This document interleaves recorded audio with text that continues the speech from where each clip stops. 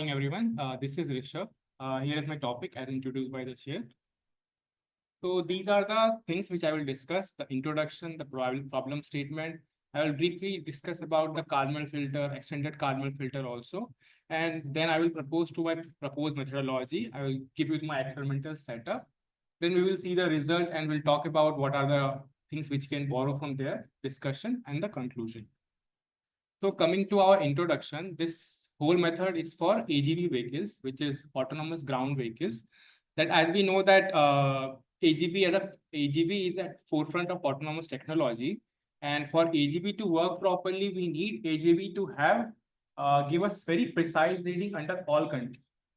So what happens usually is in our current vehicle, which we used to run in our campus, there are some areas or some situations in which we don't get proper readings.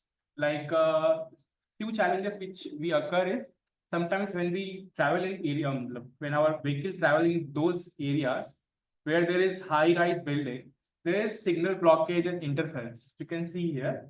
So the IMU drift in long-term thing. So we are here to solve this problem so that our vehicle, when it goes in the autonomous navigation mode, it can travel properly with very less number of very less standard deviation. Normally, our standard deviation is less than 1 centimeter, but whenever there is a signal blockage or interference, we lose our GPS signal and we have a standard deviation of some 10-15 centimeter.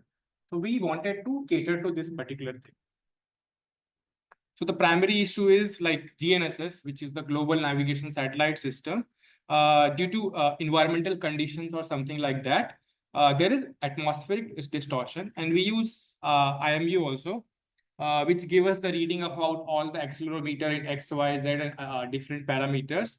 So our existing solution is not properly working in total urban condition or where we lost our GPS signal due to some outage or some blockage. So we saw that this is like a research gap and we wanted to make it robust in all particular conditions. So this you can see that there are various satellites for GNSS, but when you are not in the line of sight, which is an LOS, which is when you are not in an LOS, your signal deteriorate a lot and it causes a problem. So for that, we also use as an RTK, real-time kinematics, so that our accuracy and the precision of our whatever localization which our satellites are giving are very pinpointed. Okay, so I will just give a brief about the Kalman filter which we have used in this paper, which is a recursive algorithm for estimating the state of the system from noisy environment. It works best in linear system, but it does not work when we have non-linear kind of system. The equations are here. You can follow the paper. Now coming to the next thing, which is the better version of Kalman filter, which is the extended Kalman filter, which solves the problem which Kalman filter has introduced. It works good in non-linear system and it uses Jacobians to linearize the current state. So our methodology is we are combining the GNSS and IMU in a tightly based system and using linear Kalman filter for linear state estimation and using extended Kalman filter for non-linear state estimation. And also we are coupling and decoupling the RTK so that we can see and analyze that what effect does it have when we use RTK and when we don't use the RTK. Okay, so here is our test bed in which we have tested most of it. Like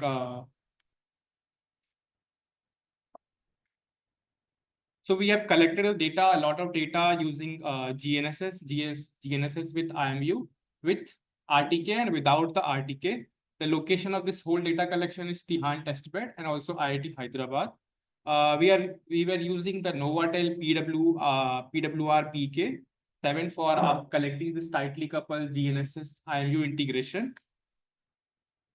And this data is being collected with and without RTK correction so that we can properly analyze this system.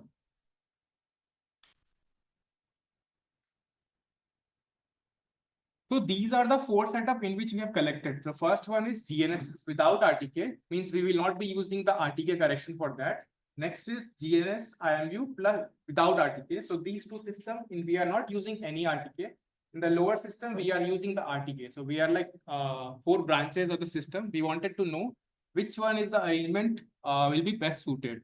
As per our basic understanding, we should expect that when we have lots of data, like data from GNSS, from IMU, and also RTK helping us, this should give us the best result. But we have seen that even without RTK, if we are integrating with GNSS and IMU, we are getting a better result. So we can probably pitch like remove the RTK, which is very costing and it has limitations of geographical things. So the precision matrix which we have used is CEP, DRMS, 2D RMS, 3D RMS, and SEP. And for this, all the antenna and everything is properly calibrated with RTK corrections. So talking about the first result, which is in the absence of RTK correction. So towards the left side in the plot, you can see that it is with respect to Kalman filter, and towards the right side of the figure 4, it is with respect to EKF, which is extended Kalman filter. And if you can observe that with EKF, we are getting more precise, and also it is very smooth label. These are the metrics. This is the metrics we have used, and this is the data. Lower is the better. Here we have used IMU integration. The EKF performance is also good. Performance with precision matrix. We have lower errors. And this is with respect to RTK correction. When we use the same system with respect to an RTK, here the results, as we have expected, that it will be better. So our in the trajectory analysis, we have observed that with RTK correction, we have more lower deviations, and the precision matrix, the RTK enable is crucial for precision navigation. So as a conclusion, what I can say is with using the whatever GNSS system we are using, when we use Kalman filter and extended Kalman filter, we have seen a significant improvement in our GNSS data, even when there is an LOS. And it can handle the non-linearity in the system very well. And integrating this IMU with GNSS, especially in the areas where RTK is not working properly, this helps in our navigation system. And pairing the RTK with KF or EKF smooths, like ensure very smooth and precise navigation.